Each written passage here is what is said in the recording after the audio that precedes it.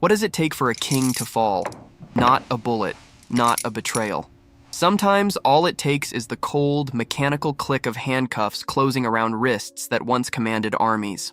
The courtroom is silent except for the rhythmic tap of the judge's pen against mahogany. 200 eyes follow every movement of the man standing at the defendant's table, a man whose name once made grown men whisper prayers before sleep. His suit is immaculate, charcoal gray with knife-edge creases, but his hands are chained. The irony isn't lost on anyone present. Marcus Vitale, 43 years old, former head of the largest organized crime syndicate on the eastern seaboard. The newspapers called him the architect because of how meticulously he built his empire, piece by piece, connection by connection, until his network stretched from the docks to City Hall, from street corners to penthouse suites. The prosecutor stands, holding a folder thick enough to stop a door. Inside are photographs, wiretap transcripts, bank records that trace money through a dozen countries. Evidence of racketeering, extortion, money laundering, conspiracy, crimes that span 2 decades. The list goes on so long that the judge asks for a summary. Marcus doesn't flinch. His face could be carved from marble for all the emotion it shows. But inside, something ancient is crumbling. Not fear, not quite regret, something harder to name. The judge speaks. Her voice carries the weight of finality. 25 years, federal maximum security, no possibility of parole for 15. The gallery erupts. Someone cheers. Someone else curses. A woman in the back, Marcus recognizes her face from a file, the widow of a man who crossed him, covers her mouth and weeps. Marcus turns slightly, just enough to scan the courtroom one last time. His lawyers sit deflated, their expensive education useless against the mountain of evidence. Federal agents stand by the exits, arms crossed, satisfaction barely concealed. And in the very back row, almost invisible, sits a young man Marcus has never seen before. Their eyes meet for half a second. The young man nods once, slowly, then slips out through the rear doors. That nod will haunt Marcus for months. Was it respect? Recognition? A promise of something yet to come? The marshals approach. Their grip on his arms is firm, but not rough. Professional courtesy for a man who came to trial without resistance, who surrendered when the indictment dropped instead of running to one of a dozen countries without extradition treaties. Some called it pride. Others called it calculation. Marcus himself isn't sure which it was. The transport van smells like disinfectant and old fear. Through the reinforced windows, Marcus watches the city slide past. Streets he controlled, neighborhoods where his word was law, businesses that paid tribute whether they admitted it or not, all of it receding, shrinking, becoming memory. The other prisoners in the van are young, scared. One keeps bouncing his knee so violently the whole bench shakes. Another stares at Marcus with the wide-eyed recognition of someone who grew up hearing stories. Legends. Warnings. "You're really him," the kid whispers. "You're the architect." Marcus says nothing. What is there to say? That the title meant something once? That he built an empire on fear and strategy, only to watch it dissolve the moment federal prosecutors pulled the right thread? The van stops at a checkpoint. Through the window, razor wire catches the afternoon sun, turning it into silver daggers. Beyond that, concrete walls rise 3 stories high. Guard towers punctuate the perimeter like chess pieces on a board Marcus no longer controls. Riverside Federal Penitentiary, maximum security, home to nearly 2,000 men, each one dangerous in their own particular way. Murderers, drug lords, gang leaders, white-collar criminals who stole billions. And now, Marcus Vitale, whose crimes filled volumes but whose violence was always calculated, surgical, delegated. The processing takes hours, photographs, fingerprints, medical examination. A psychiatrist asks him questions from a clipboard, checking boxes based on his answers. Do you have thoughts of harming yourself? No. Do you have thoughts of harming others? A longer pause. No. They issue him a uniform. Gray cotton that smells like industrial detergent. A number that will replace his name on all official documents. C47239. 7 digits to summarize a life. The guard escorting him to his cell block is older, graying at the temples. He's seen everything these walls have to offer. "You'll be in Block C," he says, his voice neutral. "Population's mixed. Keep your head down, don't pick sides. You might make it through your first week." "And if I don't keep my head down?" The guard stops walking. turns to look at Marcus directly. Then I hope you're as smart as they say you are. Because reputation don't mean much in here. It just makes you a target. They pass through 3 sets of gates, each one clanging shut with the finality of a tomb ceiling. The noise echoes. Metal on metal, locks engaging, freedom disappearing in increments. Block C opens up before them. 3 tiers of cells arranged around a central common area. The noise hits first. Shouting, laughter, the constant undercurrent of 100 conversations happening simultaneously. Then the smell. Unwashed bodies. Cheap soap. Something cooking that might be food.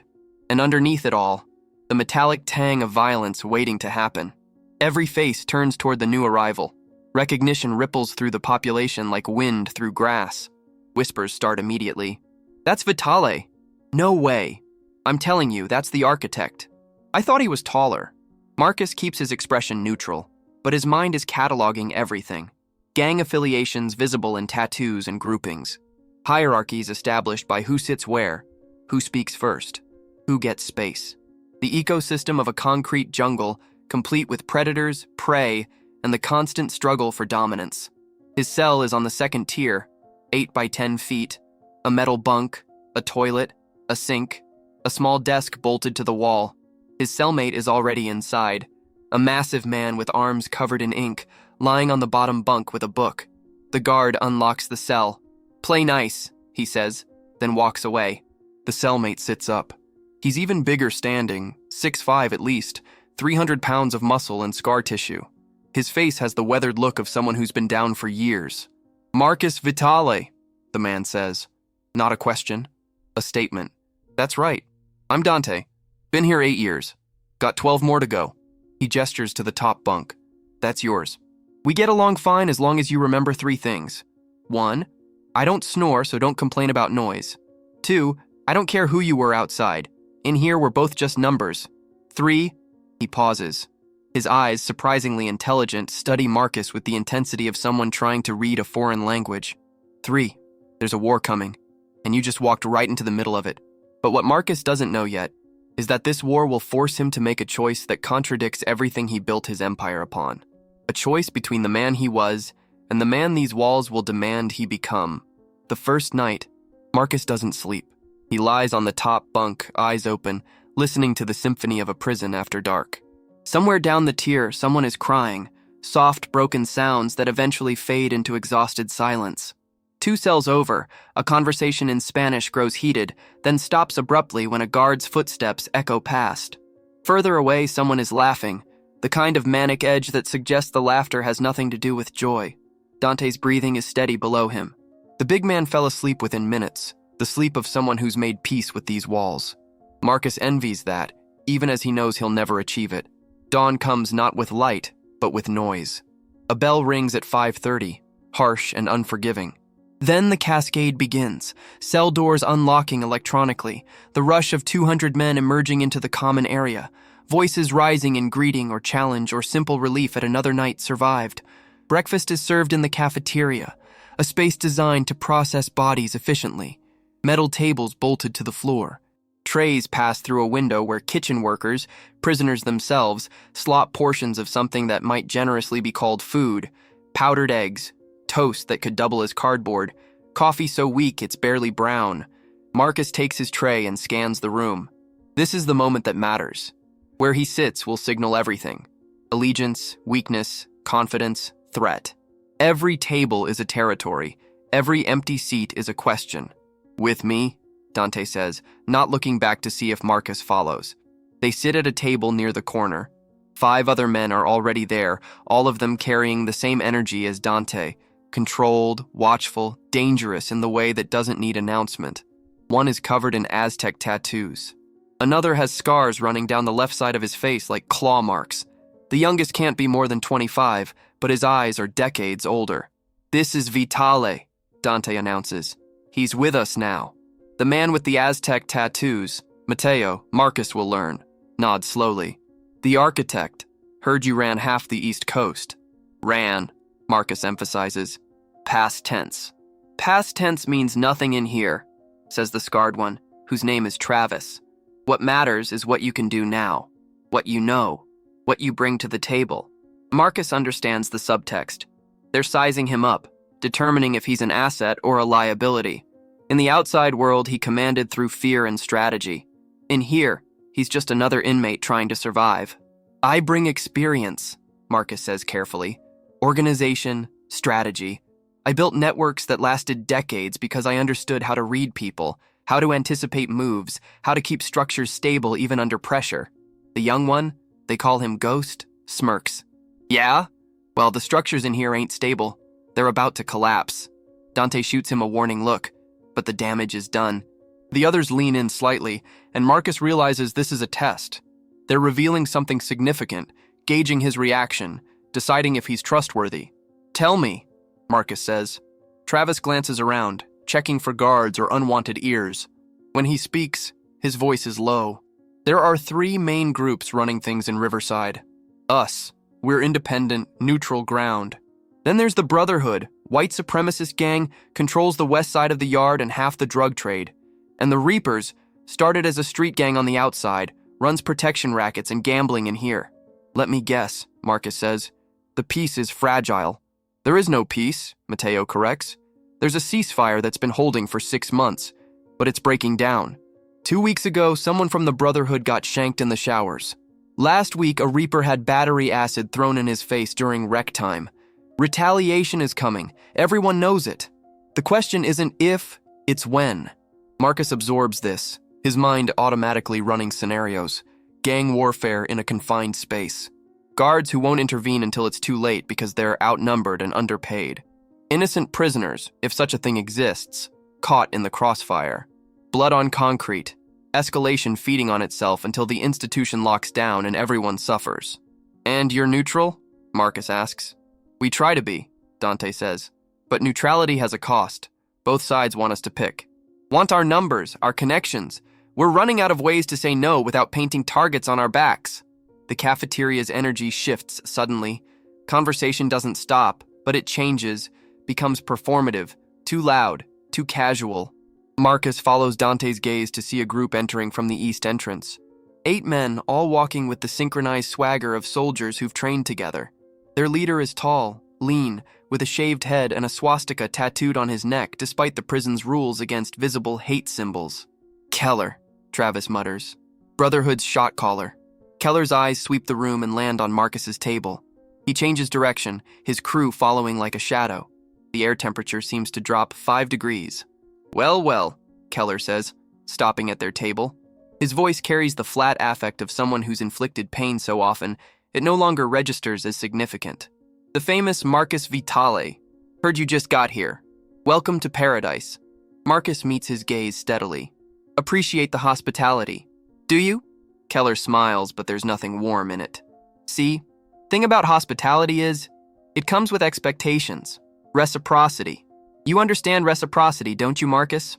Man like you, built what you built, you must understand how these things work. I understand perfectly. Good. Then you understand that in here, everyone pays rent. Everyone contributes. Everyone picks a side. Keller leans in slightly. Question is, which side are you picking? The table has gone silent. Across the cafeteria, another group is watching. Darker skin, different tattoos, the Reapers taking note of this conversation and what it means. Marcus could deflect. Could say he's just arrived, needs time to assess the situation. Could play weak, play careful, play the way someone would who's lost their power and knows it. Instead, he does something that surprises everyone, including himself. He laughs. It's not a nervous laugh or a mocking one. It's genuine amusement at the absurdity of the situation. Here he is, a man who orchestrated million-dollar deals and commanded hundreds of loyal soldiers, being recruited like a scared kid on his first day. Something funny? Keller's voice drops to a dangerous register. Yeah, actually, Marcus says, still smiling. The idea that I'd trade one cage for another. I just lost an empire because I played the game wrong. You think I'm eager to dive right back into the same mistakes with different scenery? The tension could be cut with a blade. Keller's crew inches closer, hands moving to pockets where improvised weapons might hide. Dante and the others tense, ready for whatever comes next. But Keller just stares at Marcus for a long, calculating moment. Then he straightens up, his smile returning but colder now, more predatory. You think you can stay neutral, he says. You think you can sit on the fence and watch while the rest of us fight for territory. But here's the thing, Marcus. When the storm comes, and it's coming soon, the fence is the most dangerous place to be, because both sides will come for you. He turns to leave, then pauses. Think about it. You've got 72 hours to decide whose side you're on. After that, we decide for you. The Brotherhood walks away, and slowly, the cafeteria returns to its normal chaos. But Marcus can feel the weight of dozens of eyes, everyone wondering what the new arrival will do, how this legendary criminal will navigate the brutal mathematics of prison politics. Dante exhales slowly. That went well. Did it? You're still breathing. That's better than some. He stands, picking up his tray. But he meant what he said. 72 hours. After that, things get complicated. Marcus watches Keller rejoin his crew on the far side of the cafeteria. He sees the way they move, the hierarchy, the signals.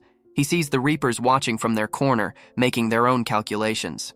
He sees the guards standing at their posts, deliberately looking away because getting involved means paperwork and risk and the kind of complications that don't come with overtime pay. And he realizes something that should terrify him, but instead feels almost like relief.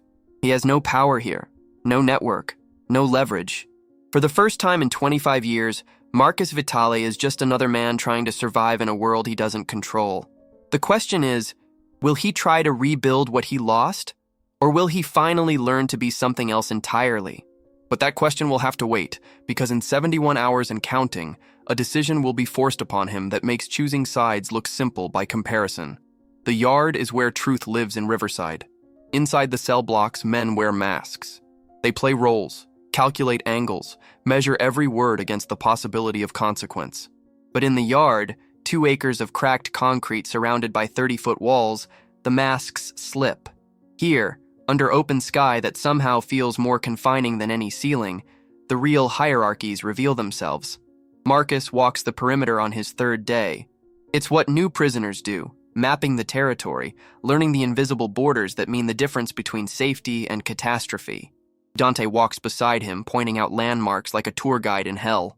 Northeast corner, that's Brotherhood territory. See how nobody crosses that painted line? Might as well be barbed wire. Southwest, that's the Reapers. And that center area near the basketball courts, that's supposed to be neutral ground, but lately nobody believes in neutral anymore. The weather is gray, threatening rain that never quite arrives. November in the Northeast means cold that seeps into bones, wind that cuts through prison-issue jackets like they're tissue paper. Around them, clusters of men huddle in their groups, lifting makeshift weights, playing cards, conducting business that guards pretend not to notice. Marcus observes everything. The way the Brotherhood moves in tight formation, never leaving one of their own vulnerable. The way the Reapers spread out more, confident in numbers and reputation. The smaller groups clinging to walls, trying to be invisible. And the individuals, the ones without affiliation, moving through the yard like ghosts, forgotten until someone needs a scapegoat. You've been thinking about Keller's offer, Dante says. It's not a question. I've been thinking about the fact that it wasn't an offer. It was a countdown. 48 hours left now. 48 hours until they decide I'm an enemy. Both sides, probably. The Brotherhood will see rejection as insult. The Reapers will see my neutrality as suspicious. Marcus stops walking, turning to face the yard fully. This is a trap with no exit. Welcome to prison, brother. Every day is a trap with no exit. A commotion starts near the basketball courts. Voices rising, not quite shouting yet, but heading that direction. Marcus and Dante move closer, along with dozens of others drawn by the magnetic pull of potential violence. 2 men face each other in the center of the court. One is Brotherhood. Marcus recognizes him from Keller's crew, a shorter man with swastika teardrops tattooed under his right eye. The other is a Reaper, tall and rangy, with the distinctive red bandana marking visible despite guards' attempts to ban colors. "You bumped me," the Brotherhood member says, his voice carrying across the yard. "Accident," the Reaper responds, but there's no apology in his tone, only challenge. "Accident, right." The Brotherhood soldier steps closer.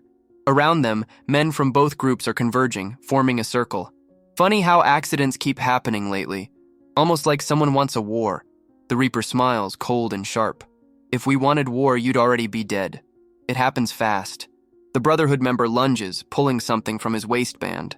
A shiv made from a sharpened toothbrush, the handle wrapped in tape for grip. The Reaper sidesteps, surprisingly graceful, and his own weapon appears in his hand, a piece of metal filed to a point. They circle each other, and the yard holds its breath. Guards are shouting, running toward the confrontation, but they're 50 yards away and moving through a crowd that isn't eager to part. By the time they arrive, one or both men could be dead. Marcus watches, his strategic mind automatically analyzing. This isn't spontaneous. Both men came prepared. Both groups are positioned too perfectly around the perimeter. This is orchestrated, a spark designed to ignite a larger fire. The first strike comes, the Brotherhood soldier slashing upward, aiming for the throat. The Reaper blocks, counterstrikes, and suddenly they're locked together, grunting with effort, blades seeking flesh. Blood appears. Whose? It's impossible to tell at first. But then the Reaper staggers back, clutching his side, red seeping between his fingers. That's when the yard explodes. Both groups surge forward simultaneously. 50 men from the Brotherhood, 60 from the Reapers. They collide in the center like armies meeting on a medieval battlefield, and the sound is terrible. Shouting, screaming, the wet thud of fists hitting flesh, the sharper crack of makeshift weapons striking bone. Dante grabs Marcus's arm. "We need to move! Get to the wall, away from the center!" But Marcus doesn't move. He's watching something else. On the periphery of the riot, prisoners with no affiliation are getting caught in the violence. An older man, maybe 60, takes a punch meant for someone else and goes down hard. A young kid, barely 20, tries to run and gets trampled by the surge of bodies. And there, against the east wall, a prisoner is down on the ground while 3 Brotherhood members kick him with systematic brutality. He's not fighting back. He's not even moving anymore. They're kicking him anyway, rage feeding on itself, violence becoming its own justification. The guards have given up trying to wade into the chaos. They're on their radios, calling for backup, for riot gear, for authorization to use force. In 5 minutes, maybe 10, tactical teams will flood the yard with tear gas and batons. They'll lock down the entire prison, throw dozens into solitary, investigate for weeks. But that man against the wall doesn't have 5 minutes. Something shifts in Marcus. Not a conscious decision, but something deeper, cellular. He sees that prisoner's face, terror and resignation mixing into acceptance that this is how his story ends. He sees the Brotherhood members pulling back their legs for another round of kicks. He sees the kid who got trampled trying to crawl away while blood runs from his scalp. And he realizes that neutrality isn't wisdom. Sometimes it's just another word for cowardice. Marcus breaks from Dante's grip and runs toward the wall. "Marcus, don't..." Dante's shout gets lost in the chaos. The Brotherhood members don't see him coming. Why would they? Everyone else is either fighting or fleeing. Nobody runs toward the violence. Marcus hits the first one shoulder first, using momentum and surprise. The man goes down hard, surprise written across his face. The second turn, swinging wildly. Marcus ducks under the punch, comes up inside his guard, and drives his knee into the man's solar plexus. All the air leaves his lungs in a whoosh, and he collapses, gasping. The third is faster, more alert. He has a weapon, a lock in a sock, prison classic. He swings it in a vicious arc aimed at Marcus's head. Marcus barely gets his arm up in time.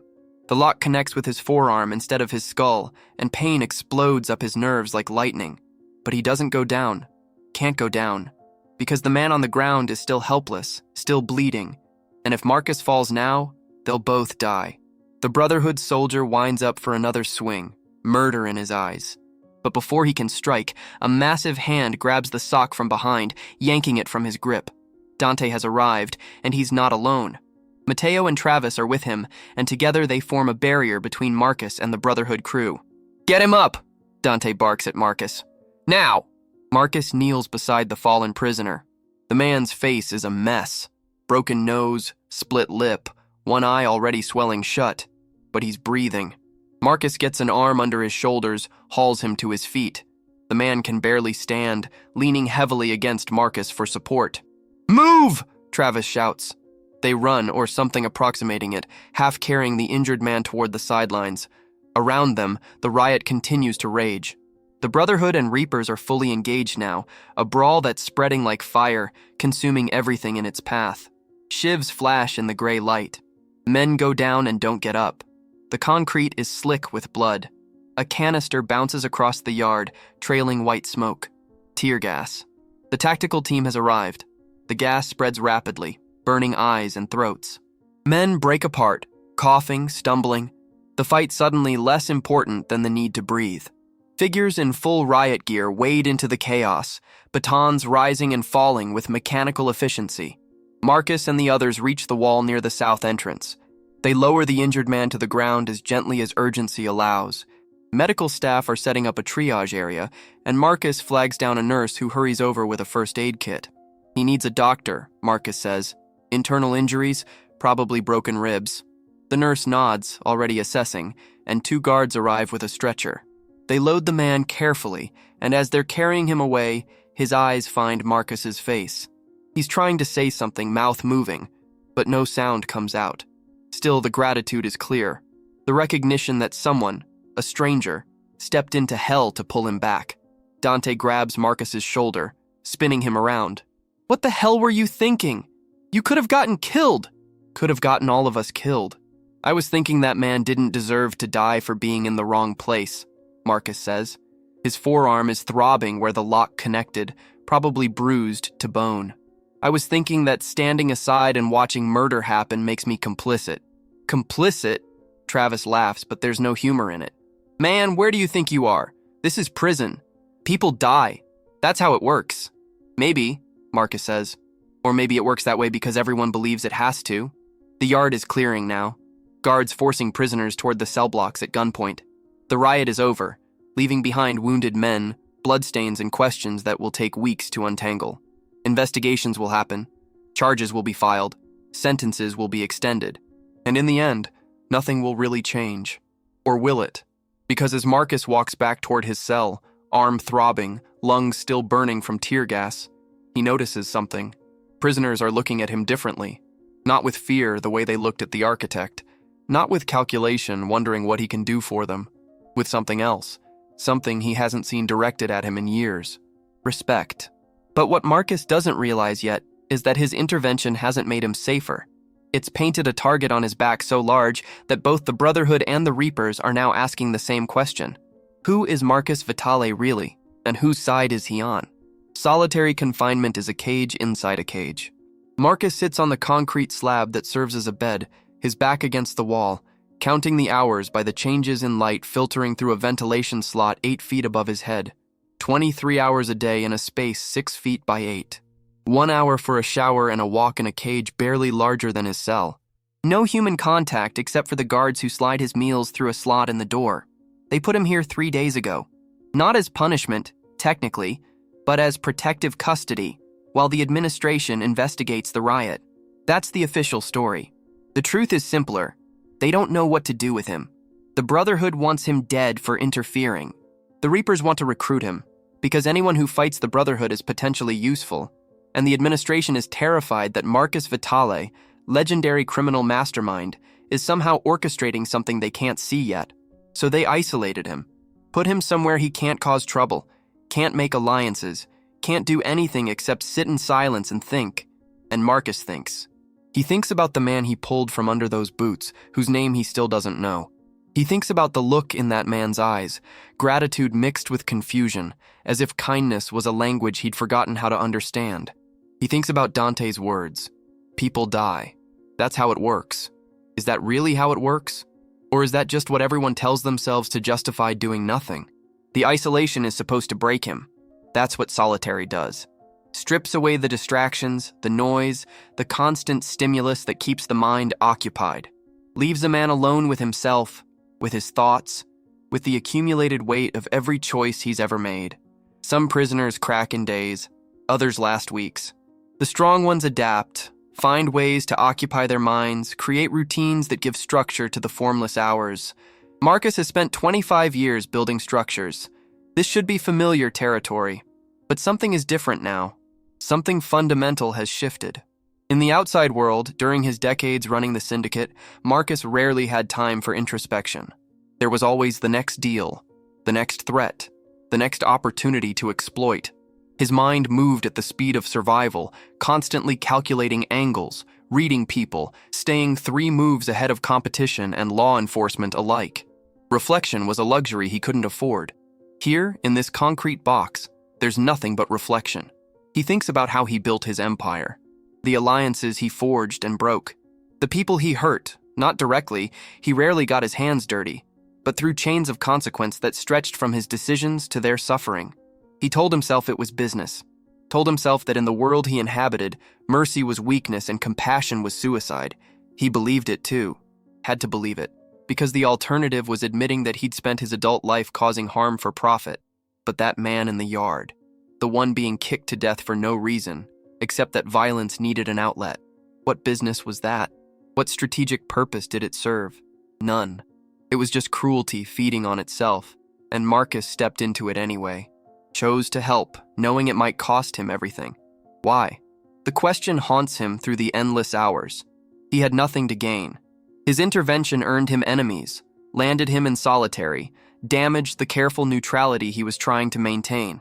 By every strategic calculation he'd spent decades perfecting, it was the wrong move. And yet, it was the only move that felt right.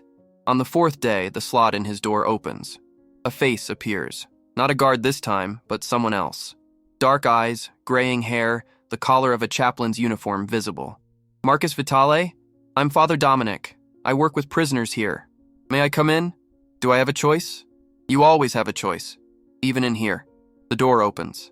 Father Dominic enters, and Marcus notes immediately that he's not like the priests Marcus remembers from childhood, stern men wielding guilt like a weapon.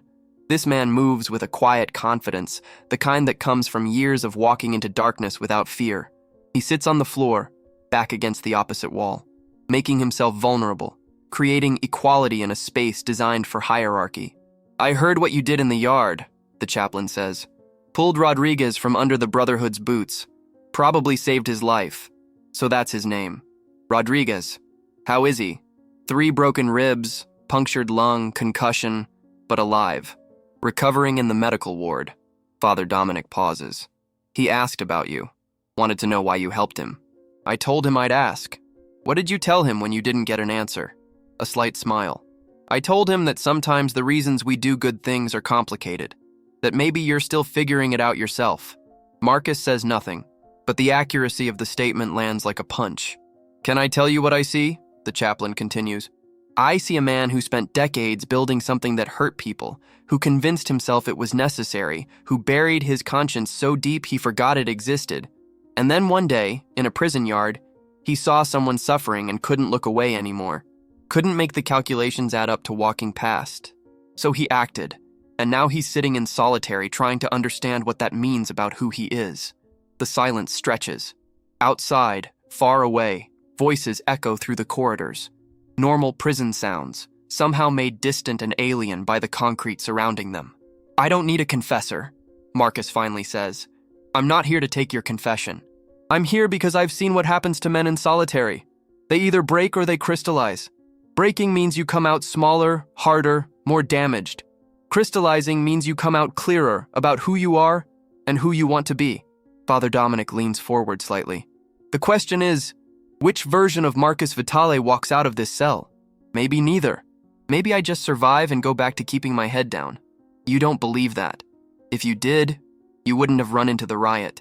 You would have done what everyone else did. Protected yourself and let Rodriguez die. The chaplain stands, preparing to leave. I'll come back tomorrow if you want. Or not. Like I said, you always have a choice. He knocks on the door. A guard opens it and he steps through. But before the door closes, he turns back. Rodriguez isn't the only one asking about you. Dante and his crew, they want to know when you're coming back. Even some of the Reapers are talking about you differently now. And the Brotherhood, well, Keller put out word that there's a price on your head. Protection contracts have been suspended. Far as they're concerned, you're an enemy. Why are you telling me this? Because when you get out of here, you're going to face a decision. The Brotherhood wants you dead. The Reapers want to use you. And there's a third option that nobody's talking about yet. He pauses at the threshold. You could refuse to play their game at all. Could be something different than what these walls expect. The door closes. Marcus is alone again.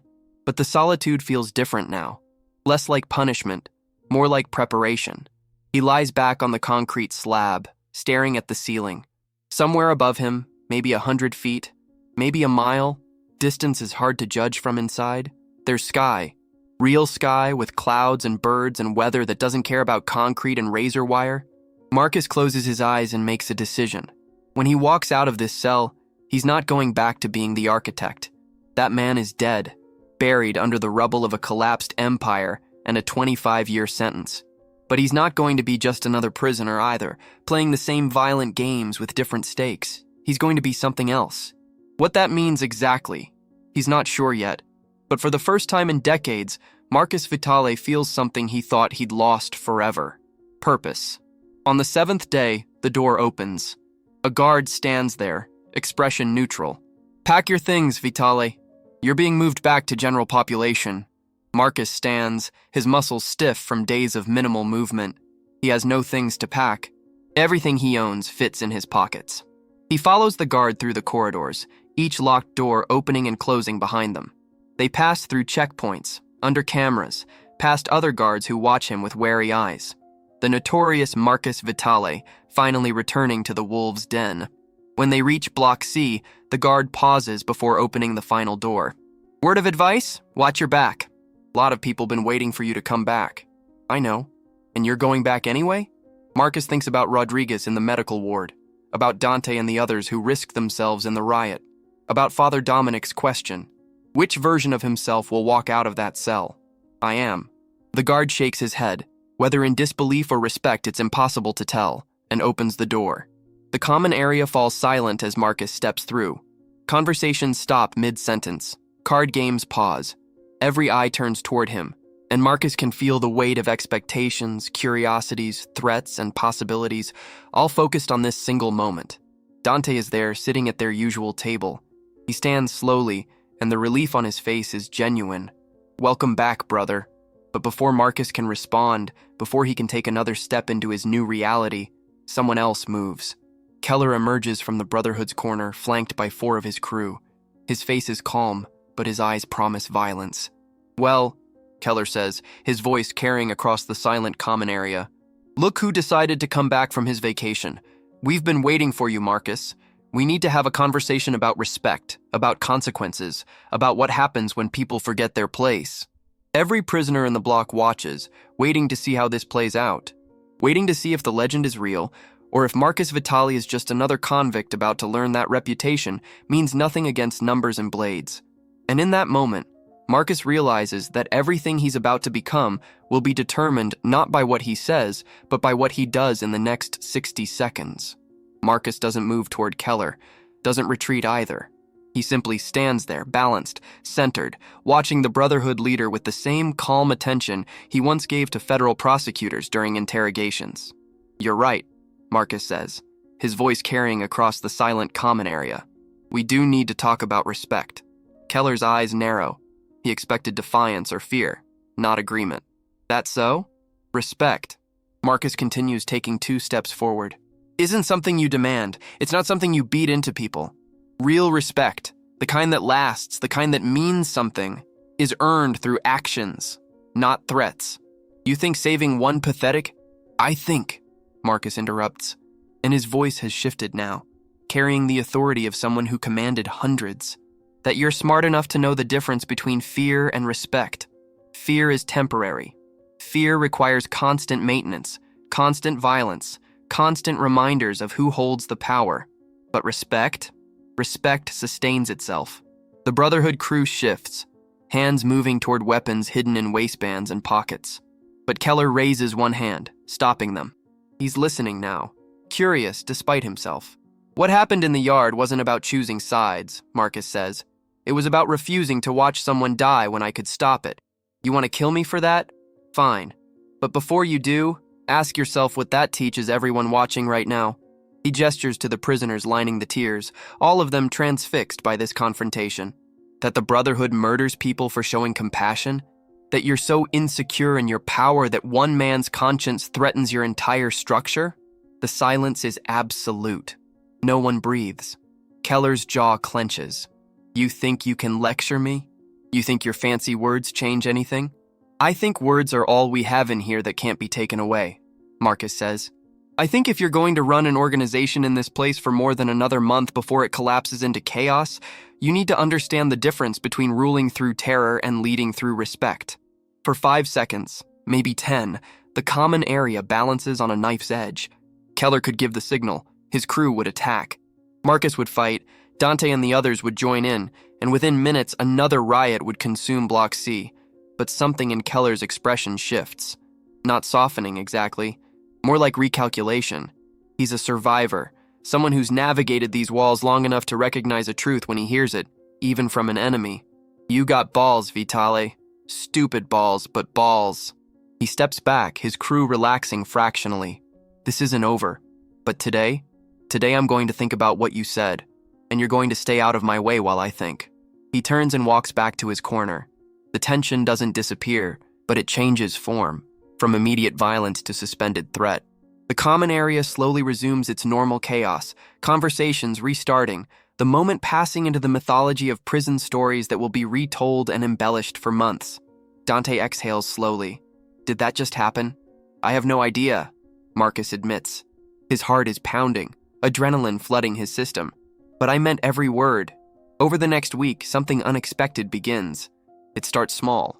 A prisoner named Chen, mid-40s, serving time for embezzlement, approaches Marcus during rec time. He's nervous, glancing around to see who's watching. I heard what you said to Keller, about respect and fear. Chen's English is accented but precise. In my country, we have a saying, the bamboo that bends is stronger than the oak that resists. You bent the situation without breaking. That is wisdom. Marcus nods, not sure where this is going. I have a problem, Chen continues. I owe money to the Reapers, for protection I never asked for. They say I pay, or... He makes a gesture across his throat. But I have nothing to pay with. My family on the outside, they cannot send more. I am... What is the word? Trapped. How much do you owe? 200. Commissary items equivalent. Marcus thinks for a moment. The debt is fabricated. They're targeting you because you're isolated. No crew to back you up. It's a tax on vulnerability. Yes, but knowing this doesn't change... Come with me. Marcus leads Chen to where the Reaper's second-in-command, a man named Priest, is holding court near the basketball hoops. Priest is smart, educated, reading philosophy when others think he's not watching. He runs the money side of the operation while the shot caller handles muscle. Priest, need a word. Priest looks up from his book. Nietzsche, Marcus notes, and studies them both. Vitale, heard you survived your meeting with Keller. Impressive. What do you want? Chen here. You've got him down for 200 he doesn't owe. He owes what I say he owes. Except the debt is fictional, and you know it. He never requested protection, never received any services. You're just bleeding him because he's alone. Marcus sits down uninvited. Here's what I'm offering. I'll negotiate 3 disputes for you. Real disputes, where both parties are dug in and you need someone neutral to find middle ground. I'll save you time, violence, and the complications that come with it. In exchange, you forgive Chen's debt. Priest closes his book. And why would I need your negotiation skills? Because the Reapers are growing too fast. More members means more internal conflicts. You're spending too much energy managing your own people instead of focusing on actual revenue. I can streamline that. I built a syndicate that lasted 20 years without tearing itself apart. I know how to resolve disputes before they become problems. For a long moment, Priest says nothing. Then, surprisingly, he smiles. You're not what I expected, Vitale. Keller thinks you're a threat. I think you might be an opportunity. He looks at Chen. Your debt is forgiven. But Vitale better deliver on these negotiations or you both pay double. Agreed. As they walk away, Chen is trembling. Why did you do that? You don't know me. You owe me nothing. I know what it's like to be trapped, Marcus says. And I know that systems that prey on the vulnerable eventually collapse under their own corruption. You're free now. Stay that way. Word spreads quickly. By dinner, half the prison knows Marcus Vitale negotiated someone out of debt with the Reapers. By the next morning, 3 more prisoners approach him with problems. A kid named Jimmy, 19 years old, who's being pressured to join the Brotherhood. An older man, Wilson, who's caught between 2 groups demanding he choose sides. A quiet prisoner named Santos, who's being extorted for medication he needs for a heart condition. Marcus listens to each one. And slowly, carefully, he begins using the skills that built an empire, not for profit this time, but for protection, for problem solving, for creating space where prisoners can exist without being ground up by the violence machine. 2 weeks after returning from solitary, Marcus is sitting in the library, a cramped room with aging books and 3 computers that work intermittently. He's reading about conflict resolution, about mediation techniques, about systems theory, educating himself not to run a criminal organization, but to understand what he's trying to build. Rodriguez walks in. His face is still healing, yellow-green bruises fading, but he's moving under his own power now. He sees Marcus and stops, uncertain. May I sit? Of course. Rodriguez sits gingerly, his ribs clearly still tender. For a while, he says nothing, just stares at the table between them. I never thanked you, he finally says, for the yard, for stepping in when no one else would. You don't need to thank me. I do. Because where I'm from, on the streets, people only help if there's an angle, only if they're getting something out of it. But you got nothing from helping me except enemies and a week in solitary. He meets Marcus's eyes. Why? It's the same question Marcus has been asking himself. The same question Father Dominic posed. The same question that haunts his hours of reflection. Because I spent 25 years looking the other way, Marcus says slowly, telling myself that other people's suffering wasn't my responsibility, that I was just running a business, just surviving, just playing the game everyone else was playing. And then I ended up here, and I saw you under those boots, and I realized... He pauses, searching for the right words.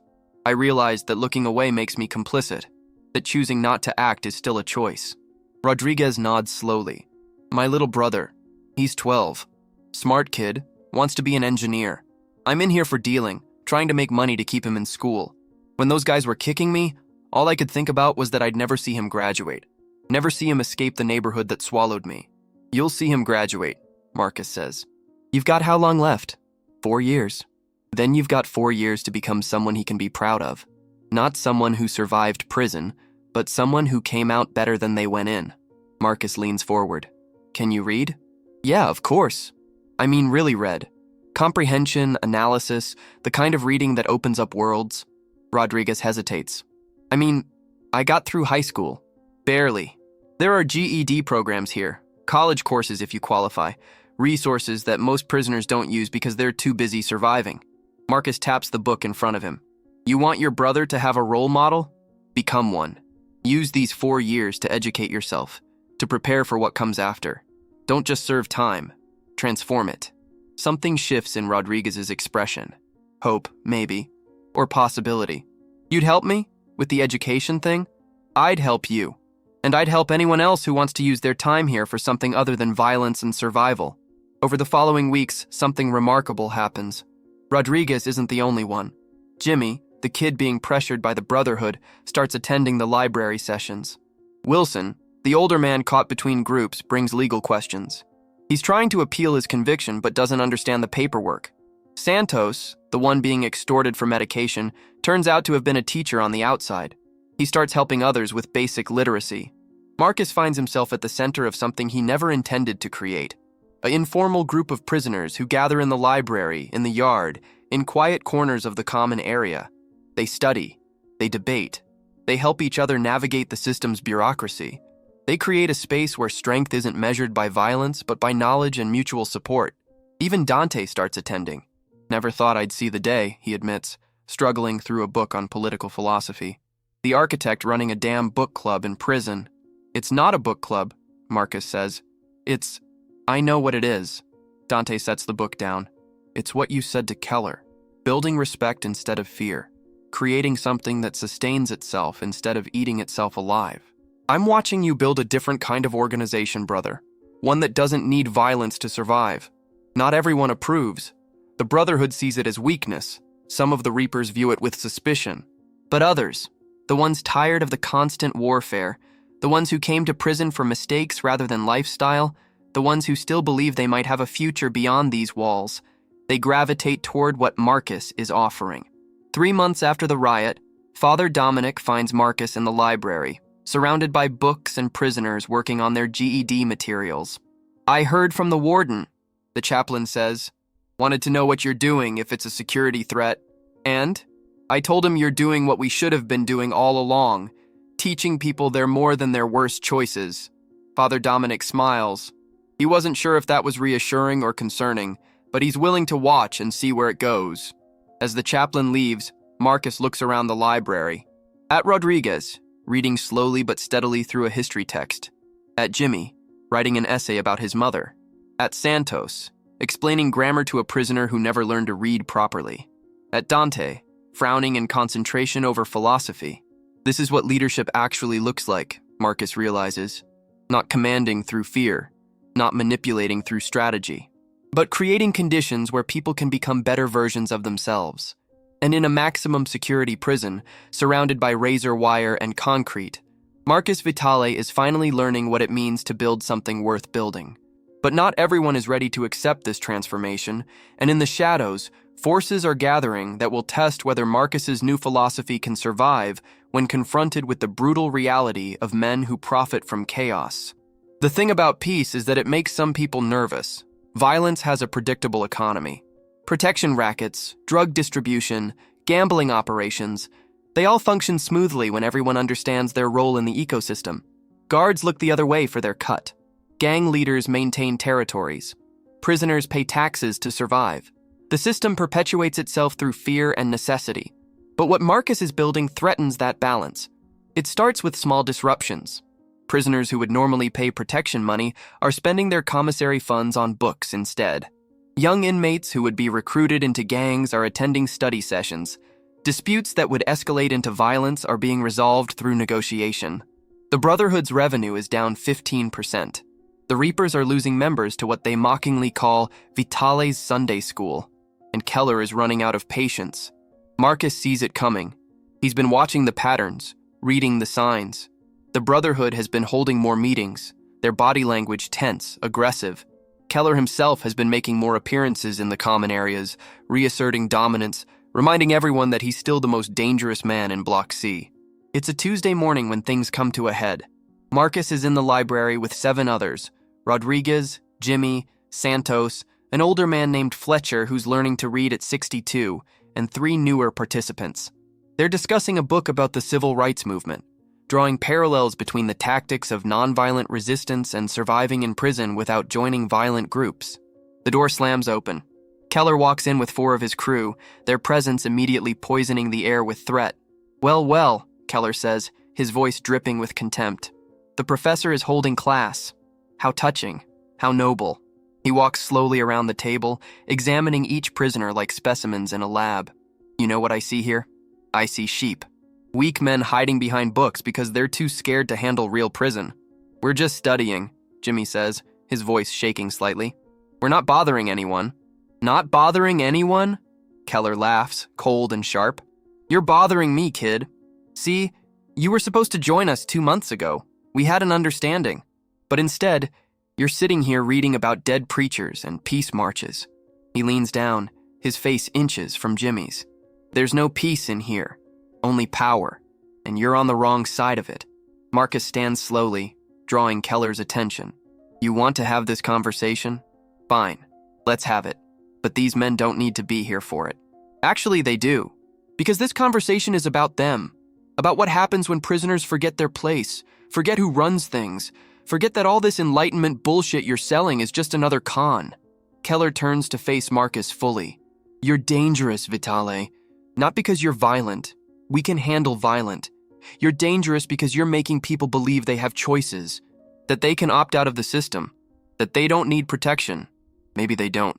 Everyone needs protection in here. Everyone pays. That's how it works. That's how it worked, Marcus corrects. Past tense. But systems change. They evolve or they collapse under their own weight. Your system is built on exploitation and fear. It's unsustainable. Keller's face flushes red. Unsustainable? I've been running this block for 6 years. 6 years of maintaining order, keeping the peace between factions, making sure everyone knows their place. And then you show up with your books and your philosophy and your redemption arc, and suddenly half the prison thinks they don't need to follow the rules anymore. The rules, Marcus says quietly, were never meant to help anyone except the people enforcing them. The tension in the library is suffocating. The other prisoners sit frozen, caught between wanting to run and knowing that running would only make things worse. Keller pulls a shiv from his waistband, crude but effective, a sharpened piece of metal wrapped in cloth. He doesn't point it at anyone, just holds it, letting everyone see it, letting the threat speak for itself. Here's what's going to happen, he says. Tomorrow, during rec time, you're going to tell everyone that your little education project is over. that you were wrong about peace and respect and all that bullshit, that the old rules still apply. And then you're going to disappear back into the general population and stop causing problems. And if I don't, then I start making examples, starting with your students here. He gestures at the table with the shiv. Jimmy first, then Rodriguez, then the old man, one by one, until you either comply or run out of followers. His smile is a predator's smile. Your choice, Professor. He walks out, his crew following. The door slams shut behind them, but the threat lingers like smoke. The library is silent. Rodriguez is pale. Jimmy looks like he might be sick. Even Santos, the former teacher who's seen plenty of hardship, seems shaken. Maybe, Fletcher starts, his voice rough from decades of cigarettes. Maybe you should do what he says. We appreciate what you've been doing, but it ain't worth dying over. Ain't worth anyone else dying over. Marcus sits back down, but his mind is racing through scenarios, calculating angles, looking for solutions that don't involve capitulation or violence.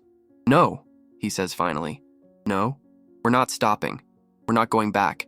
Because if we do, Keller wins. And more importantly, the system wins.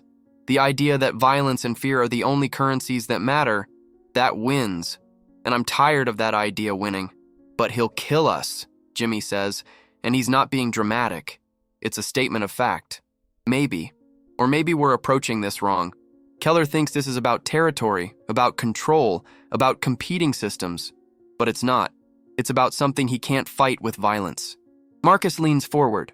It's about dignity, about the fundamental human need to be more than what our worst moments made us. He can threaten us, hurt us, even kill us, but he can't make us believe we're worthless. And that terrifies him more than any weapon we could carry. That's poetic, Rodriguez says, but poetry don't stop shivs. You're right, it doesn't. So we need something else. We need allies. Over the next 24 hours, Marcus does something he hasn't done since building his criminal empire. He builds a coalition. First, he approaches Priest, the Reaper's intellectual second-in-command. They meet in the chapel, neutral territory, with Father Dominic serving as unofficial mediator. I need your help, Marcus says directly. No games, no manipulation. Keller is planning to attack my people. He sees what we're doing as a threat to his revenue stream. And he's right, it is. But it's also a threat to yours. So why am I asking you for help instead of expecting you to join him? Priest considers this, his fingers steepled like a professor contemplating a student's thesis. Because you think I'm smart enough to see the long game. I know you're smart enough. The question is whether you care about anything beyond quarterly profits. Careful, Vitale. I'm helping you by listening. Don't insult my intelligence. I'm not. I'm respecting it. Here's the long game. The system we're all trapped in. Guards, gangs, administration, prisoners. It's breaking down. Overcrowding, budget cuts, violence escalating every year. Eventually, something gives. Either there's a major incident that brings federal oversight, or the whole place erupts into chaos neither you nor Keller can control. And your book club prevents this? My book club, as you call it, creates a pressure valve, gives prisoners an alternative to violence, reduces conflicts that drain resources and attention, improves overall stability. Marcus pauses. You've read Nietzsche. You understand that systems require balance between order and chaos. Right now, we're too far toward chaos. What I'm building pulls us back toward equilibrium. Priest is quiet for a long moment. And if I side with you against Keller? I'm not asking you to side with me. I'm asking you not to side with him. Stay neutral. Let this play out. If Keller makes his move and I survive, the Brotherhood looks weak. If he makes his move and I don't survive, you've lost nothing. But if you join him and help crush what I'm building, you become part of the problem. And when the inevitable reckoning comes, federal investigation, riot, whatever form it takes, you're complicit in the chaos. Priest stands, walks to the window overlooking the yard. You know what your problem is, Vitale? You actually believe in this. This isn't strategy for you anymore, it's religion. That makes you either inspiring or insane. Can't it be both? A slight smile. Maybe it can. He turns back. I won't help Keller, but I won't help you either. The Reapers stay neutral. What happens between you and the Brotherhood is your business. That's all I'm asking. The second conversation is with Dante and the independent crew. They meet in the yard during rec time, standing in a loose circle that looks casual but is actually defensive positioning. Keller's coming for you, Dante says without preamble. Probably tomorrow, maybe the next day. He's done waiting. I know. Question is, are you willing to stand with me? Mateo shakes his head. Man, we respect what you're doing. We really do. But going to war with the Brotherhood, that's suicide? They've got numbers, weapons, connections with guards. We're just trying to do our time and get out alive. I'm not asking you to go to war. I'm asking you to stand. There's a difference. Marcus looks at each of them in turn. Tomorrow, during rec time, I'm going to do something. I'm going to call a meeting. Open invitation to anyone who wants to attend. And I'm going to propose something that's never been done in Riverside. I'm going to propose a council. A what? A council. Representatives from each major group, Brotherhood, Reapers, Independents, and the unaffiliated prisoners who make up the majority of the population. A forum for resolving disputes without violence, for negotiating territory, for creating actual rules instead of just might makes right chaos. Travis laughs, but it's not a mocking laugh. It's amazed disbelief. You want to create prisoner government in a maximum security federal pen while the Brotherhood is planning to kill you. Yes. That's the craziest thing I've ever heard. Probably, but it's also the only thing that might work. Because here's what I've figured out. Keller doesn't want war either. War is expensive, risky, unpredictable. He wants compliance. Wants everyone to fall in line. But if I can offer him something that preserves his position while reducing his costs and risks, he might take it. He's a businessman, not a psychopath. He'll negotiate if the deal is good enough. Dante studies Marcus for a long moment. You've changed, brother. The man who walked in here 4 months ago wouldn't have tried this. He'd have picked a side, built an army, played the game the way it's always been played. That man is dead, Marcus says simply. This is who I am now, and I need to know, when I make this proposal tomorrow, when Keller inevitably threatens violence, when everything hangs in the balance, will you stand with me? Not fight, just stand. Show that there are enough people who want something different, that crushing us isn't simple or clean. The 5 men exchange glances. Silent communication that comes from years of surviving together, reading each other in situations where words are dangerous. Finally, Dante extends his hand. We stand with you. God help us all, but we stand. That night, Marcus can't sleep. He lies in his bunk, listening to the sounds of the cell block settling into its restless version of quiet, and wonders if he's making the right choice or just engineering an elaborate suicide. Father Dominic's words echo in his mind. The fence is the most dangerous place to be. But Marcus isn't on the fence anymore. He's chosen a side. Not the Brotherhood or the Reapers, but a third option that doesn't fit into the existing power structure. He's betting everything that enough people are tired of the violence, tired of the fear, tired of the system that grinds them down day after day. He's betting that even in a maximum security prison, surrounded by men convicted of terrible things, there's still a hunger for something better. And tomorrow, in the yard, under open sky and watchful guard towers, he'll find out if that bet pays off or costs him everything. The yard is crowded for rec time, more prisoners than usual drawn by rumors of something about to happen. Marcus stands near the center, in the supposedly neutral zone by the basketball courts. Dante and his crew form a loose semicircle behind him, not aggressive but present, visible. Rodriguez is there too, along with Jimmy, Santos, and a dozen others from the study groups. They look terrified but determined, the kind of courage that comes from having more to lose by staying silent than speaking up. Keller arrives with his full contingent. 20 Brotherhood members moving in formation, their body language radiating threat. They take up position directly across from Marcus, creating a confrontation that everyone in the yard can see. The Reapers gather along the east fence, watching but not participating. Priest stands at their front, arms crossed, his expression unreadable. True to his word, neutral. And then there are the others, the majority of Riverside's population who belong to no gang, claim no affiliation, just trying to survive their sentences. They cluster in groups along the perimeter, drawn by the same instinct that makes crowds gather at accident sites. Something is about to happen, and no one wants to miss it. The guards have noticed the gathering. Marcus can see them conferring, hands on radios, but they don't intervene yet. As long as no violence erupts, they'll watch and wait. Marcus takes a breath and steps forward into the open space between the groups. I'm going to make this simple, he says, his voice carrying across the yard. For months, this place has operated on a system that benefits a few and exploits everyone else. Protection rackets, territory disputes, violence as the primary form of negotiation. It's kept a certain order, sure, but it's also kept us all trapped in cycles that make our sentences harder than they need to be. Here we go, Keller mutters, loud enough for everyone to hear. The professor's going to give us a lecture about feelings and peace. Not about peace, Marcus continues, not taking the bait. About efficiency, about reducing waste, about creating a system that actually works instead of just surviving on inertia and fear.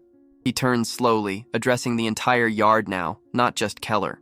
I'm proposing a council, 5 representatives, 1 from the Brotherhood, 1 from the Reapers, 1 from the independent crews, and 2 elected from the general population.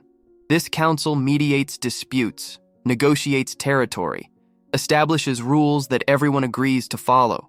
No more escalating violence over petty disagreements. No more protection rackets that drain resources. A real structure with real accountability. The yard is silent. The audacity of the proposal, creating prisoner self-governance in a federal maximum security facility, is almost incomprehensible. Keller laughs, and it's genuine amusement mixed with disbelief. You want to create democracy in prison. That's your big plan. That's what you've been building toward. I want to create stability, structure, something sustainable that doesn't require constant violence to maintain. Marcus looks directly at Keller now. You're smart enough to see the advantage. Your position is secure. You'd represent the Brotherhood, maintain your influence. But your costs go down. Your risks go down. Instead of enforcing compliance through fear, which requires constant vigilance and violence, you enforce it through agreed-upon rules. It's the difference between occupation and legitimate authority. Legitimate authority, Keller repeats. From prisoners, governing prisoners, with no actual power to enforce anything. We have the power of collective agreement. If enough people decide the system works, it works. If they decide to follow the council's rulings, the council has authority. Not because of violence, but because of consent. Marcus pauses. You've been running things through fear for 6 years. Has it gotten easier? Or does it get harder every year as more people resist, more conflicts arise, more energy gets burned maintaining control? For the first time, Keller's certainty seems to waver. It's subtle, a slight shift in his posture, a momentary calculation in his eyes. Because Marcus is right. Running the Brotherhood is exhausting. Every day brings new threats, new challenges, new prisoners who need to be intimidated into compliance. The system works, but it's brutally inefficient. And what makes you think, Keller says slowly, that I wouldn't just control this council, stack it with my people, use it as another tool for the same control I already have? Because the council only works if it's perceived as legitimate. If it's obviously just the Brotherhood with a new name, nobody follows its rulings. The system collapses immediately. Marcus takes a step closer. You'd have to negotiate, compromise, actually listen to other perspectives. That's the price of reduced conflict and increased stability. Before Keller can respond, a disturbance ripples through the yard. Guards are moving, more of them than usual, accompanied by people in civilian clothes carrying clipboards and cameras. Inspection, someone mutters. Federal inspection. Marcus's timing couldn't have been worse or better, depending on perspective. The United States Department of Justice conducts periodic reviews of federal prisons, assessing conditions, investigating complaints, documenting potential civil rights violations. Apparently, today is Riverside's turn. The inspection team, 3 lawyers, 2 human rights observers, and a federal marshal, enters the yard under guard escort. They're here to observe, to interview prisoners, to assess the reality behind the official reports, and they've walked directly into a confrontation that encapsulates everything wrong with the prison system. The lead inspector, a woman in her 50s with steel gray hair and the expression of someone who's seen everything, takes in the scene immediately. 2 groups facing off, tension thick enough to cut, every prisoner in the yard watching to see what happens next. She confers with her team, then approaches the senior guard on duty. Their conversation is brief, intense. The guard shakes his head. No violence has occurred. No rules have been broken. Prisoners are allowed to gather during rec time. The inspector makes a decision. Instead of clearing the yard, she walks directly into the center, her team following, straight toward Marcus and Keller. I'm Inspector Chen with the DOJ, she announces, her voice calm but carrying authority that has nothing to do with physical threat. We're conducting an assessment of conditions here. Can someone explain what's happening? The yard holds its breath. This is unprecedented. Federal oversight walking into a prisoner confrontation, asking for explanation like they're mediating a dispute rather than enforcing institutional control. Keller opens his mouth, but Marcus speaks first. We're discussing governance, Marcus says. How decisions get made, how disputes get resolved, how order is maintained in an environment where official authority is distant and prisoners are left to create their own systems. Inspector Chen's eyes sharpen. Go on. The current system relies on gang hierarchies enforcing control through threat of violence. I'm proposing an alternative, a representative council that mediates disputes through negotiation rather than force. It's more stable, more efficient, and significantly reduces violence. And you are? Marcus Vitale, C47239. Inspector Chen's expression shifts slightly. Recognition. She knows the name, knows the case. The architect. I read about your trial. 25 years for racketeering and organized crime. She looks at Keller. And you? Michael Keller, leader of the Brotherhood, the white supremacist gang. Keller's jaw tightens, but he doesn't deny it. We maintain order in a place where order is hard to come by. Through violence and extortion, according to the complaints we've received. Inspector Chen turns back to Marcus. And you think a council of prisoners can do better? I think anything is better than the current system, which guarantees constant low-level violence and occasional catastrophic riots. But yes, I believe a properly structured council could significantly improve conditions, not just for prisoners, but for staff. Fewer incidents, fewer investigations, fewer lawsuits. One of the other inspectors, a younger man with a recording device, steps forward. Can we interview some of the other prisoners? Get their perspectives? Talk to whoever you want, Marcus says. Inspector Chen gestures to Rodriguez. You, come here. Rodriguez approaches nervously, clearly uncomfortable with authority figures. What's your name? Daniel Rodriguez, C49817. How long have you been here? 3 years. Got 4 more to go. And what do you think about this council proposal? Rodriguez glances at Marcus, then at Keller, then back to the inspector. The moment stretches out, and Marcus realizes this is it. This is the hinge point.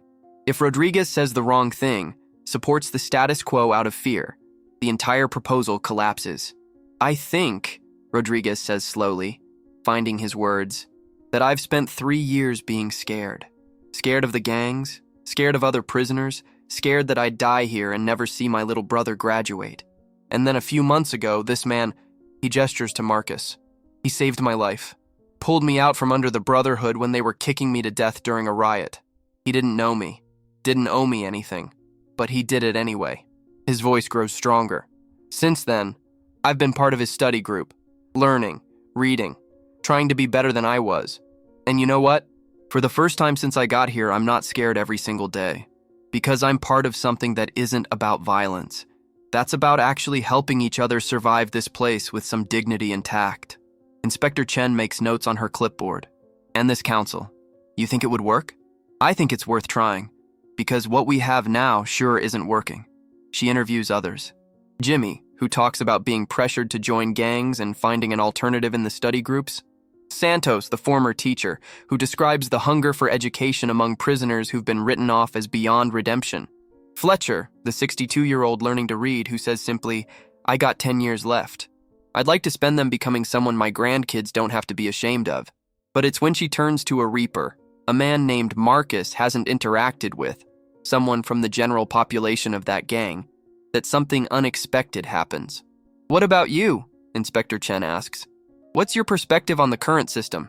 The Reaper, a man named Torres with teardrop tattoos and scars from knife fights, looks uncomfortable. Look, I'm not part of Vitale's thing. I'm with the Reapers. But, he trails off, struggling with something. But what? But my cellie. He joined one of the study groups. Started reading books, talking about ideas and shit I don't understand. And you know what changed? He stopped being angry all the time. Stopped getting into fights. Started talking about what he's gonna do when he gets out instead of just surviving day to day. Torres looks at the ground. Made me think maybe there's something to it. Maybe we don't have to spend every day fighting just to maintain respect. Inspector Chen writes extensively, her team recording, photographing, documenting this moment. Then she turns to Keller. Mr. Keller, you're the leader of the Brotherhood. What's your position on this proposal? Every eye in the yard turns to Keller. This is the moment. He can reject it, call for violence, reassert control through fear, or he can do something unprecedented. Keller looks at Marcus for a long moment, then at his own crew, then at the hundreds of prisoners watching, waiting. I think, he says slowly, each word carefully chosen, that Vitale makes some valid points about efficiency and sustainability. The current system works, but it's costly, requires constant enforcement, high risk, high energy expenditure. He pauses. I'd be willing to participate in discussions about a council structure. No promises. But discussions? Yeah, we can talk. The yard erupts into murmurs. The Brotherhood agreeing to negotiate is unprecedented. Inspector Chen's expression reveals nothing, but she's writing rapidly. This is remarkable. A prisoner-initiated proposal for self-governance with support across factional lines. She looks at the senior guard. Has the administration been aware of these discussions? The guard looks uncomfortable. We've been monitoring the situation. Monitoring, but not facilitating. She turns back to Marcus. Mr. Vitale, if the DOJ were to recommend pilot programs for alternative dispute resolution in federal facilities, would you be willing to participate in developing the framework? Marcus feels the weight of the moment. Everything he's built, everything he's risked, crystallizing into a possibility he never imagined. Yes, he says. Absolutely. Inspector Chen nods, closes her notebook. We'll be here for 3 more days conducting interviews. I expect we'll be talking to you extensively, Mr. Vitale. And to you, Mr. Keller. And to anyone else willing to discuss how we might reduce violence and improve conditions in federal custody. As the inspection team moves away to interview other prisoners, the yard slowly begins to resume normal activity. But nothing feels normal. Something fundamental has shifted. Keller walks over to Marcus, his crew trailing behind. For a moment, they stand face to face, years of potential violence hanging between them. You got lucky, Keller says quietly. If that inspection team hadn't shown up, I know, but they did show up. And now we both have to decide what comes next. You really think this council thing can work? I think we'll never know unless we try. Keller extends his hand. Not in friendship. The gulf between them is too wide for that. But in acknowledgement. In a grudging respect that someone finally offered an alternative to the endless cycle of violence. Marcus shakes it. As Keller walks away, Dante approaches, shaking his head in disbelief. Did that just happen? Did Keller just agree to negotiate? He agreed to talk about negotiating, Marcus corrects. That's not the same thing, but it's a start. Rodriguez joins them, along with the others from the study groups. They're buzzing with excitement, with possibility, with the revolutionary idea that maybe, just maybe, things can change. But Marcus knows this is just the beginning. The real work, building the structures, earning trust across factions, proving that collective governance can actually function, all of that lies ahead. Still, for the first time since arriving at Riverside, he feels something he thought was lost forever. Hope. But what none of them realize yet is that the true test of everything Marcus has built won't come from external inspections or institutional approval. It will come from within, when the principles he's advocating are pushed to their absolute breaking point. 6 months later, the council holds its first official meeting. They gather in the chapel, neutral territory by everyone's agreement. 5 chairs arranged in a semicircle. Keller representing the Brotherhood, priest for the Reapers, Dante speaking for the independent crews, and 2 elected representatives from the general population, Rodriguez and an older prisoner named Williams, who's been down for 12 years and commands respect through sheer endurance. Marcus sits off to the side. Not on the council itself. His role has evolved into something different. Advisor, mediator, the architect of a system he deliberately chose not to control. Father Dominic serves as observer, his presence a reminder that some authority still transcends prison politics. The atmosphere is tense, but civil. They've had preliminary meetings before, working out procedures, establishing protocols, but this is the first time they're hearing an actual case, making a real decision that will bind all parties. The dispute involves 2 prisoners, 1 Brotherhood, 1 Independent, who got into a fight over a basketball game that escalated into accusations of cheating, disrespect, and threatened retaliation. Under the old system, this would spiral into gang conflict, retribution, possibly serious violence. Under the new system, they talk. The Brotherhood member presents his case. The Independent presents his. Both are angry, both feel wronged, both want justice as they define it. The council deliberates. Keller argues for punishment proportional to the disrespect shown. Dante pushes for reconciliation. Priest, surprisingly, suggests a cooling-off period and mediated apology. Rodriguez and Williams listen carefully, asking questions, seeking clarity. After an hour of discussion, they reach a decision. Both prisoners will apologize publicly. Both will spend 2 weeks working together on kitchen duty, forced cooperation that either breaks them or builds understanding. And the basketball courts will have new rules about dispute resolution posted visibly. It's not perfect. Neither party leaves completely satisfied. But both accept the ruling because they participated in the process, because representatives they trust heard them out, because the decision came from negotiation rather than force. And gradually, impossibly, it starts working. Not perfectly. Not without resistance. There are prisoners who reject the council's authority, who cling to the old ways, who see cooperation as weakness. Violence doesn't disappear overnight. The gangs don't dissolve into peaceful coexistence. But the frequency of serious incidents drops. 30% fewer violent confrontations in 6 months. 20% reduction in disciplinary actions. Even the guards notice, though the administration is cautious about acknowledging what's happening. Inspector Chen returns twice, bringing other DOJ officials. They document the experiment, interview prisoners, assess outcomes. There's talk of replicating the model in other facilities. Academic researchers request access to study the dynamics. Marcus finds himself in meetings with criminologists, sociologists, reform advocates, people who see in Riverside a proof of concept for something larger. But the real transformation isn't in statistics or policy papers, it's in moments. Like when Jimmy, the 19-year-old who was being pressured to join the Brotherhood, receives his GED. He worked for 8 months, studying every day, overcoming an education system that failed him on the outside. The day the certificate arrives, he breaks down crying in the library. Not from shame, but from relief that he's becoming someone his family can be proud of. Like when Rodriguez gets a letter from his little brother. The kid is doing well in school, staying out of trouble, talking about engineering programs at state universities. He writes that he wants to be like his older brother, someone who made mistakes but chose to become better. Rodriguez keeps that letter in his pocket, reads it whenever the weight of incarceration threatens to crush him. Like when Keller, hard, violent Keller who built his reputation on ruthlessness, shows up at a council meeting with a proposal. The Brotherhood wants to start a job training program. Nothing elaborate, just teaching basic skills that members can use when they're released. Carpentry, plumbing, electrical work. He presents it matter-of-factly, but everyone understands what it means.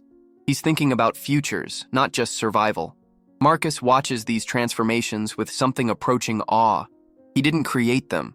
Each person chose their own path, but he created conditions where those choices became possible. It's a cold afternoon in March when Father Dominic finds Marcus in the library, surrounded by books on restorative justice and conflict resolution. "Walk with me," the chaplain says. They move through the corridors with guard escort, heading toward the administrative section. Marcus has been here before for meetings with the warden, with inspectors, with researchers, but today feels different. Father Dominic leads him to a small conference room. Inside, waiting, is a woman Marcus hasn't seen in 4 years. His sister, Elena. She stands when he enters, her face a mixture of emotions too complex to parse. They're not allowed physical contact, prison rules, but they sit across from each other at the small table, and the years of silence stretch between them like a canyon. "I didn't think you'd come," Marcus says finally. "I didn't think I would either." Elena's voice is tight, controlled. "When you went to prison, I told myself I was done, that you made your choices and I didn't have to live with the consequences anymore. You were right to feel that way." "Was I?" She pulls out a newspaper clipping, slides it across the table. It's an article about Riverside's prisoner council, about violence reduction, about one man's transformation from crime boss to advocate for reform. Marcus's name is mentioned, his history laid bare alongside his current work. "Mom sent me this," Elena continues. "She's been following the news. She said," her voice catches, "she said maybe you finally became the person she always hoped you'd be." Marcus stares at the article, seeing his own journey reduced to newsprint and statistics.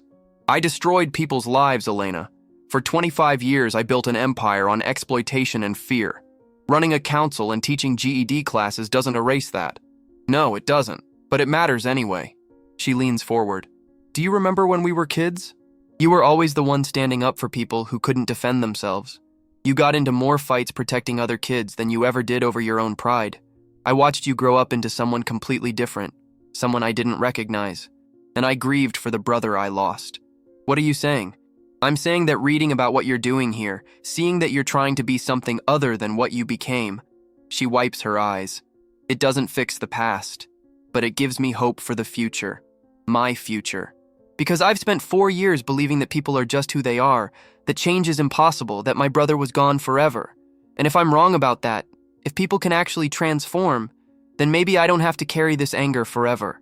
The weight of her words settles over Marcus like benediction and burden combined. His transformation isn't just about him. It ripples outward, touches people he hurt, people who loved him, people who lost faith in humanity's capacity for growth. I have 20 years left, Marcus says quietly. Minimum, maybe more. I'm not getting out of here young. By the time I'm free, I'll be in my 60s, and I'll still be someone with a felony record, limited prospects, a past that follows me everywhere. I know. So what am I supposed to do with that? Build something here that I can never replicate outside? Become a symbol of reform that can't apply to my own life? Elena shakes her head. You're thinking about it wrong. You're not building something for yourself. You're building it for people like Rodriguez, like Jimmy, like everyone who comes after you. You're proving that even in the worst conditions with the most damaged people, transformation is possible. That matters, Marcus. Even if you spend the rest of your life in here, that matters. They talk for another hour. About family. About the years lost. About what forgiveness might look like. When the visit ends, Elena hugs him, breaking protocol, but the guard looks away. Her embrace is brief but real, a fragile bridge across an enormous divide. As Marcus walks back to his cell block, he realizes something profound. He spent 25 years building an empire that collapsed in months. Now he's building something with no empire, no power, no control, just influence earned through consistency and integrity. And it's stronger than anything he built before. That evening, the council gathers for an emergency session. There's been an incident. A prisoner attacked another with serious intent to harm. But instead of gang retaliation, both parties agreed to bring the dispute to the council. It's a measure of how much trust has been established that even in moments of crisis, prisoners turn to negotiation rather than violence. Marcus watches as Keller, Priest, Dante, Rodriguez, and Williams work through the complexities. They're not perfect. They argue, disagree, occasionally let personal biases show, but they persist. They listen. They try to find solutions that serve justice rather than just maintaining power. Afterward, Keller approaches Marcus. You ever think about what happens when you're gone? When you get transferred or released or whatever? Every day. Because this whole thing, the council, the study groups, the alternative to gang violence, a lot of it depends on you being the center. The neutral voice. The guy everyone trusts because you don't have an agenda except making things better. That's exactly why it can't depend on me, Marcus says. I built an organization once that collapsed the moment I was arrested. I won't make that mistake again. This has to survive without me. Has to be bigger than any individual. How do you ensure that? By making sure it's never about me in the first place. By training others to mediate, to teach, to lead. By building structures that function through principles rather than personalities. Marcus pauses. You know what the real test of leadership is? It's not how much power you accumulate. It's whether what you build outlasts you. Keller nods slowly. Never thought I'd be taking philosophy lessons from a guy who ran the exact kind of organization I'm trying to run. But here we are. Here we are, Marcus agrees. Later, alone in his cell while Dante snores below, Marcus thinks about legacy. He spent decades building the wrong thing. Hurt people, destroyed families, perpetuated cycles of violence and exploitation. That can't be undone. Those choices are permanent, carved into reality like scars. But he spent these months building something different. Something that helps people become better versions of themselves. Something that reduces suffering instead of causing it. It doesn't balance the scales. Math doesn't work that way with morality. But it's something, a direction, a purpose that acknowledges the past without being imprisoned by it. Marcus pulls out a worn notebook. He's been writing, documenting the council's development, creating a manual that other facilities might use. It's not about him. It's about the system, the principles, the structures that allow transformation. Because in the end, that's what leadership actually means. Not commanding people, not accumulating power, but creating conditions where people can flourish, where they can discover their best selves, where they can build futures worth fighting for. Marcus Vitale came to Riverside as the architect, a man who built empires of fear. He'll leave, whenever that day comes, as something else entirely.